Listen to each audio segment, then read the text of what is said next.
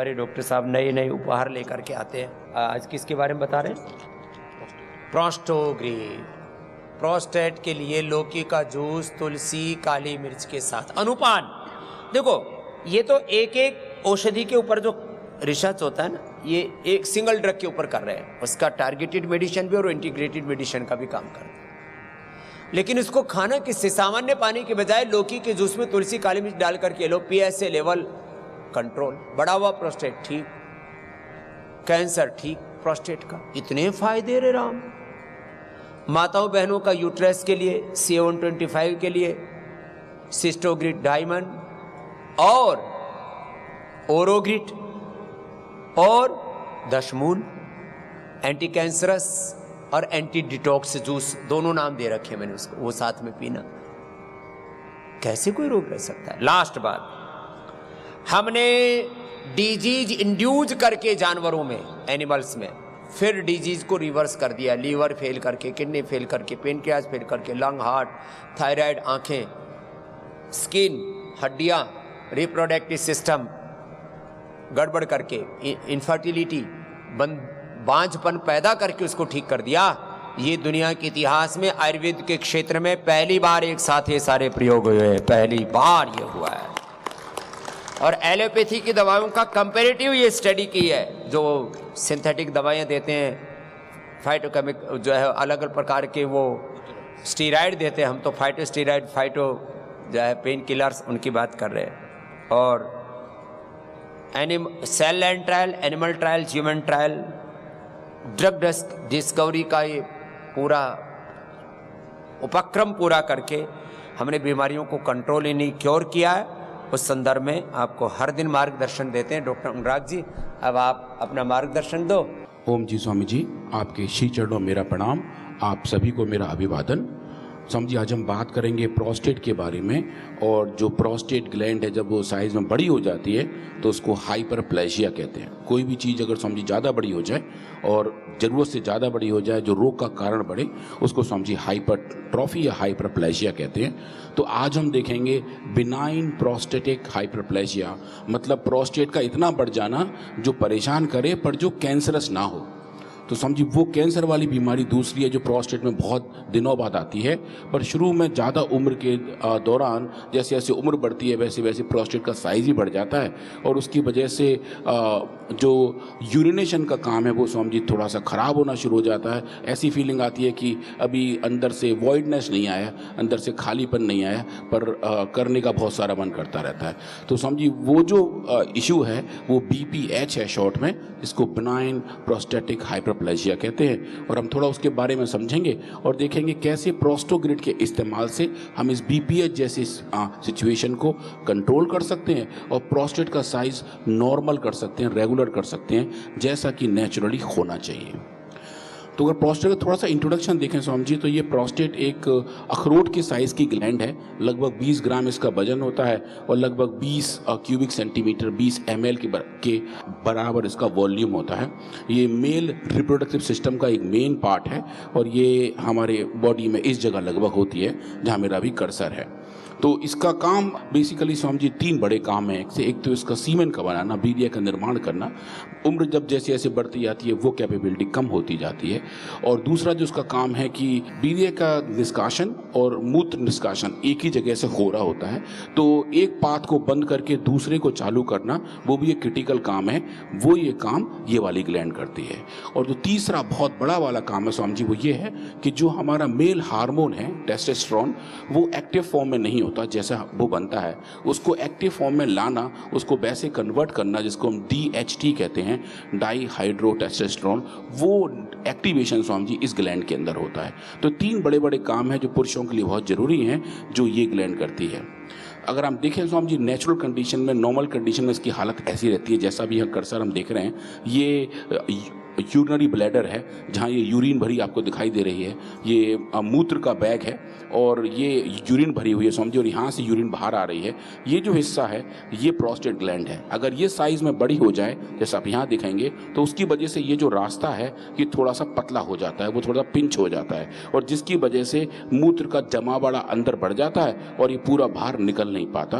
तो जो compressed urethra है वो इस बीमारी का एक बड़ा सिम्टम। प्रोस्टेट से लेकर के ब्रेन से लेकर के आँख कान से लेकर के हार्ट लंग, इतनी सुंदर प्रभु ने रचना की है, लेकिन व्यक्ति अपने ही प्रमाद से, अपने ही गलत खान पान से, गलत आहार का इंटेक करता है, गलत थॉट्स को अंदर से कंज्यूम करता है और उससे अपने जीवन को भीतर से तबाह कर लेता है। यदि हम प्रकृति के खिलाफ ना चले ना, तो ये जीवन भगवान की बहुत बड़ी सौगात और बहुत ही सुंदर है। इसकी सुंदरता को, खूबसूरती को हम अपनी ही गलतियों से खराब कर दे रहे हैं। हाँ स्वामी जी, तो स्वामी जी ये जो सिचुएशन है ये BPH है, ये बिनाइन प्रोस्टेट हाइपरप्लेजिया है, जो कैंसरस नहीं है, जो कैंसर नहीं है, इसमें ऐसे न्यूप्लास्टिक चेंजेस नहीं है, पर ये जो ग्रोथ है ये एज डिपेंडेंट है।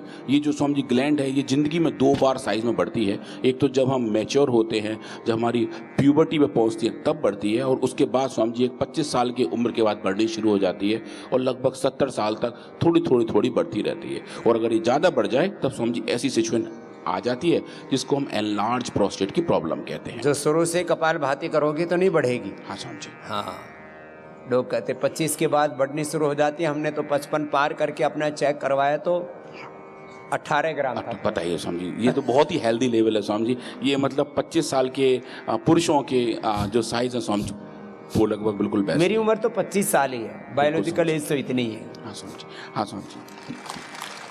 और जितने भी पैरामीटर स्वामी जी वो 25 साल के बायोलॉजिकल एज के बराबर ही आते हैं। तो ये स्वामी जी आई थिंक योग का, आयुर्वेद का जो समूचा उदाहरण है स्वामी जी वो आप खुद हैं। और जब भी हम देखते हैं कि बायोलॉजिकल पैरामीटर, चाहे वो डायग्नोस्टिक्स हों, चाहे वो सेल फंक्शन के बारे में हो, वो स्वामी जी सब बहुत अच्छे दिखते हैं और बहुत इंस्पायरिंग होते हैं। तो हम देखें स्वामी जी पूरी दुनिया में BPH कितना फैला हुआ है। भारतवर्ष में भी स्वामी जी काफ़ी सारा है। रशिया में समहाउ ज़्यादा पाया जाता है, पर भारत में, चाइना में और पूरे साउथ ईस्ट एशिया में इसकी प्रीवलेंस सबसे ज़्यादा है। अब इसके कारण क्या क्या है स्वामी जी, जिसकी वजह से ये हो जाता है? तो एज तो इसका सबसे बड़ा कारण है। जैसे जैसे उम्र बढ़ती है पुरुषों में बढ़ना शुरू हो जाता है। स्मोकिंग उसका दूसरा बड़ा कारण है। और स्मोकिंग स्वामी जी दोनों टाइप की स्मोकिंग, एक तो एक्टिव स्मोकिंग, दूसरी पैसिव स्मोकिंग। मतलब कोई सज्जन अगर धूम्रपान कर रहे हैं और उनके बगल में बैठ के कोई बात भी कर रहा है, तो ना चाहते हुए भी उनके शरीर के अंदर वो स्मोक के पार्टिकल जा रहे होते हैं, और उसको हम पैसिव स्मोकिंग कहते हैं। तो पैसिव स्मोकिंग की वजह से भी BPH का रिस्क बढ़ जाता है।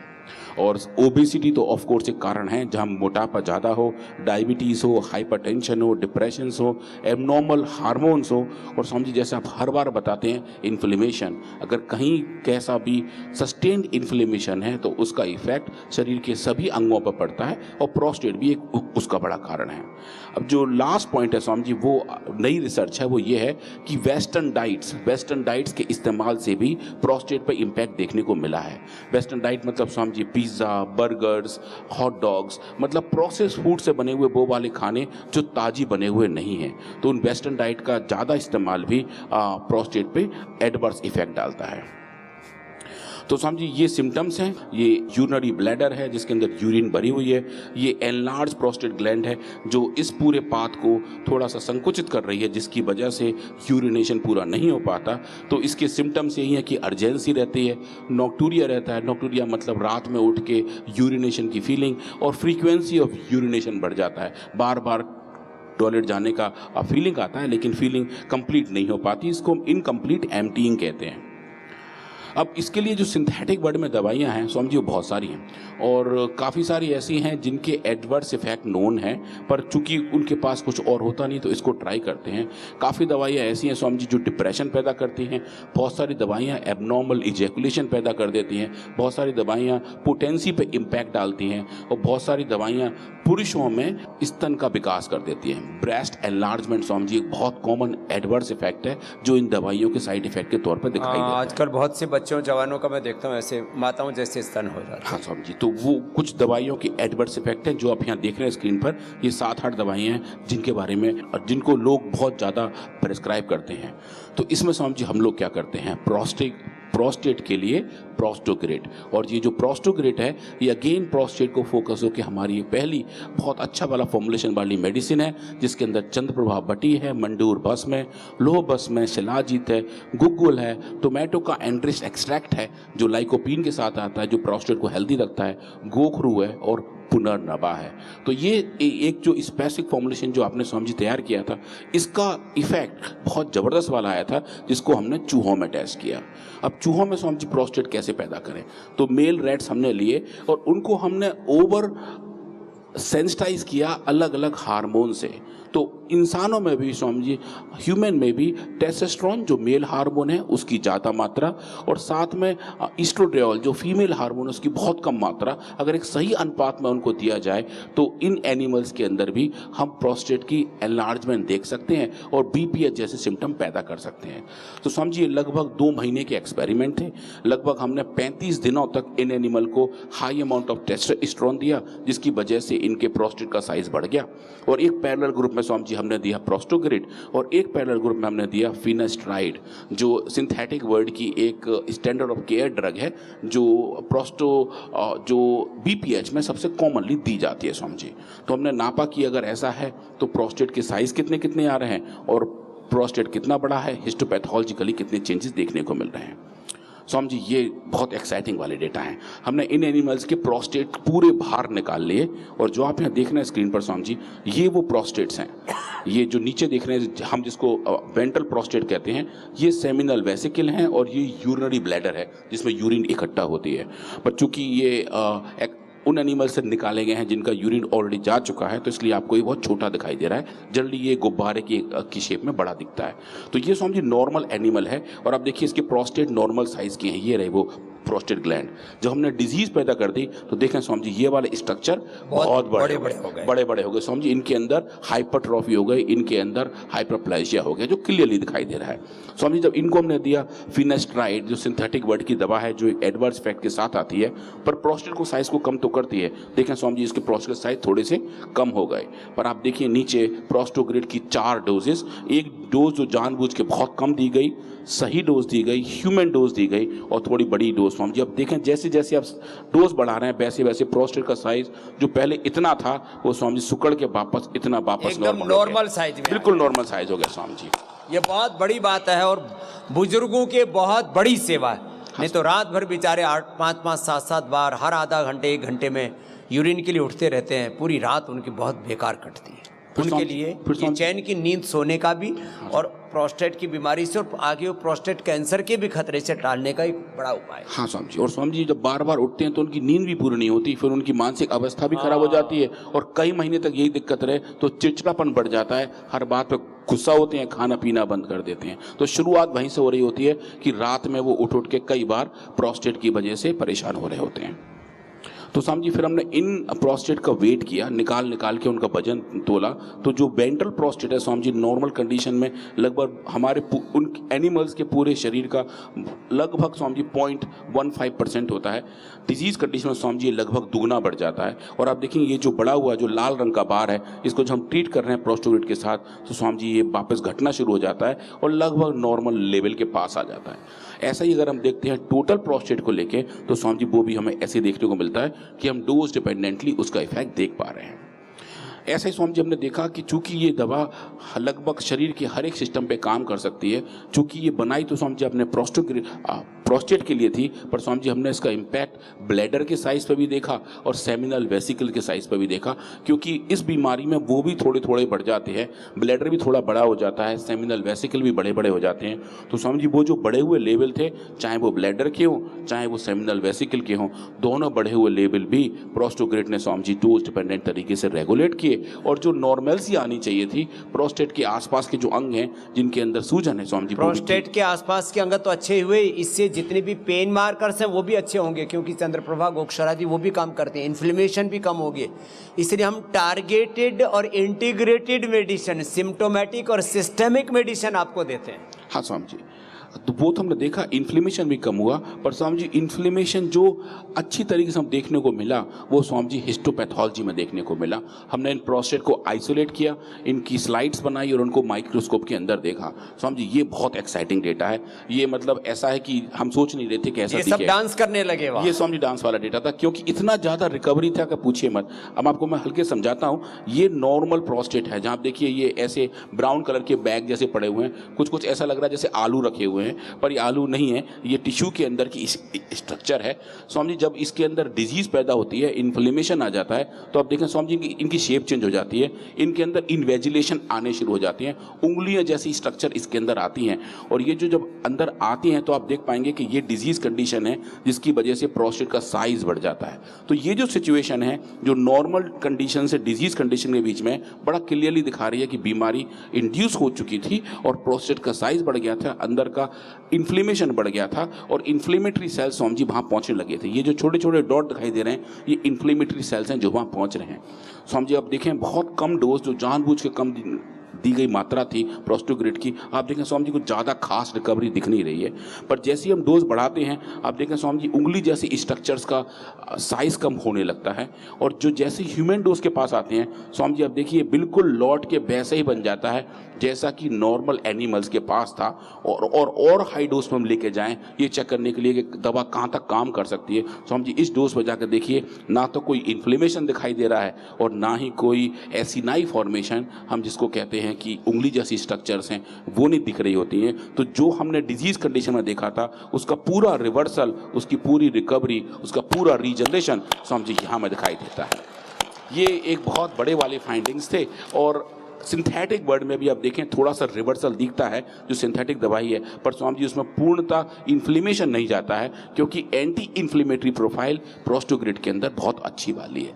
तो हम समग्र तौर पर देख पा रहे थे कि एक तरीके से स्पेसिफिक चेंज, जो प्रोस्टेट की स्पेसिफिक चेंज हैं वो हमें दिख रहे थे, और उसके साथ साथ जो सिम्टोमेटिक चेंज थे, सिस्टमिक चेंज थे, इन्फ्लेमेशन के स्वामी जी वो भी हमें रिवर्स होते हुए दिख रहे थे। इसको स्वामी जी हमने क्वांटिफाई किया और देखा जो एपिथेलियल प्रोलिफरेशन था वो प्रोस्टोग्रिड ने कम किया, और जो एसिनर हाइपरट्रॉफी थी जिसकी वजह से साइज बढ़ जाता है स्वामी जी ये डिजीज कंडीशन है। और ये देखिए स्वामी जी प्रोस्टोग्रिड के इस्तेमाल से कैसे उतर के बिल्कुल नॉर्मल आने शुरू हो जाते हैं, जो हम बताती हैं कि ये दवा बहुत अच्छे तरीके से प्रोस्टेट को कंट्रोल करने में, रेगुलेट करने में हेल्प कर सकती है। और लास्ट में स्वामी जी जैसा आपने बताया इन्फ्लेमेशन, हमने इन्फ्लेमेशन को नापा और इन्फ्लेमेटरी स्कोर्स को देखें इन टिश्यू के अंदर, इन हिस्टोपैथोलॉजिकल चेंजेस में इन्फ्लेमेशन लगभग स्वामी जी 2.5 गुना बढ़ा हुआ था। 2.5 गुना इन्फ्लेमेशन काफ़ी स्ट्रॉन्ग है। और स्वामी जी वो इन्फ्लेमेशन आप देखिए प्रोस्टोग्रिड के ट्रीटमेंट से अलग अलग डोज पे अलग अलग रेस्पॉन्स के साथ आता है और एंटी इन्फ्लेमेटरी प्रोफाइल के बारे में बताता है। इसको हम कंबाइन करके देखें टोटल लेजन स्कोर कि कितने सारे चेंजेस कहाँ कहाँ किस किस ऑर्गन में रहे हैं, तो स्वामी जी हमें ये देखने को मिलता है कि प्रोस्टोग्रिड एक वास्तव में ऐसी औषधि है जो प्रोस्टेट की साइज को नॉर्मलाइज करती है, फंक्शनलिटी को साथ लेके आती है और बहुत अच्छे तरीके से उस सिस्टम को रेगुलेट कर देती है। अब इसके कारक क्या क्या स्वामी जी, इसके 2 बड़े कारण थे। जैसे हर बार आप कहते हैं कि हमें मोड ऑफ एक्शन के बारे में पता होता है, हमने स्वामी जी इस बार मोड ऑफ एक्शन को भी देखा और इन प्रोस्टेट के अंदर हमने प्रोस्टेट को आइसोलेट करके उनके अंदर जीन एक्सप्रेशन को नापा कि कौन कौन से जीन्स हैं जिनका लेवल बढ़ रहा है जो स्पेसिफिक है बीमारियों को लेके। तो स्वामी जी टेस्टोस्टेरोन का एक रिसेप्टर है जो सेल के ऊपर बैठा होता है जिसको हम अल्फा 1A एडिनो रिसेप्टर कहते हैं, शॉर्ट में ADRA1 कहते हैं। स्वामी जी ये रिसेप्टर बेसिकली टेस्टोस्टेरोन को अंदर जाने के लिए एक रास्ता देता है। इसका लेवल स्वामी जी प्रोस्टेट की बीमारी के दौरान बढ़ जाता है, BPH में इसका लेवल बढ़ा हुआ माना जाता है। हमने स्वामी जी देखा कि हमारे एक्सपेरिमेंट में भी इस जीन का एक्सप्रेशन बढ़ गया था, लगभग 2.25 गुना बढ़ गया था, और आप देखेंगे प्रोस्टोग्रिड के ट्रीटमेंट से ये डोज डिपेंडेंटली कम हो गया था। और जो इम्पोर्टेंट बात थी जो आप हमेशा बताते हैं इन्फ्लेमेशन के बारे में, स्वामी जी इन्फ्लेमेशन के जो मार्कर हैं इंटरल्यूकिन 6, IL-6, उसका भी हमने जीन एक्सप्रेशन किया और पाया स्वामी जी उसका इतना बड़ा हुआ लेवल देखिए प्रोस्टोग्रिड से बिल्कुल नीचे उतर के वहाँ आ गया जहाँ नेचुरली अच्छे तरीके से उस चीज़ को होना चाहिए था। तो समझिए ये सब फाइंडिंग हमने एक जगह कंपाइल की और अब एक प्रोस्टेट रिसर्च के एक बड़े जर्नल में, जिसका नाम ही स्वामी जी प्रोस्टेट रिसर्च है, उसमें ये अंडर पब्लिकेशन है। और हम पहली बार वहाँ बता रहे हैं कि हम आयुर्वेदिक औषधियों के इस्तेमाल से प्रोस्टेट की नॉर्मल हेल्थ को सस्टेन कर सकते हैं, मेंटेन कर सकते हैं और प्रोस्टेटिक इन्फ्लेमेशन को भी रेगुलेट कर सकते हैं। विश्व में पहली बार ये सारे अनुसंधान हो रहे हैं, तो डॉक्टर अनुराग वार्ष्णेय जी, इनकी पूरी टीम के लिए और श्रद्धेय आचार्य वार्ष्णेय जी के लिए जो इनका सतत मार्गदर्शन करते हैं, सबके लिए जोरदार अभिनंदन है। ये बहुत बड़ी सेवा है मानवता की कि प्राकृतिक तरीकों से, प्राकृतिक उपायों से रोगों को निर्मूल करना, जड़मूल से उनको खत्म करना, जड़ी मूलियों से, ये बहुत बड़ा कार्य है।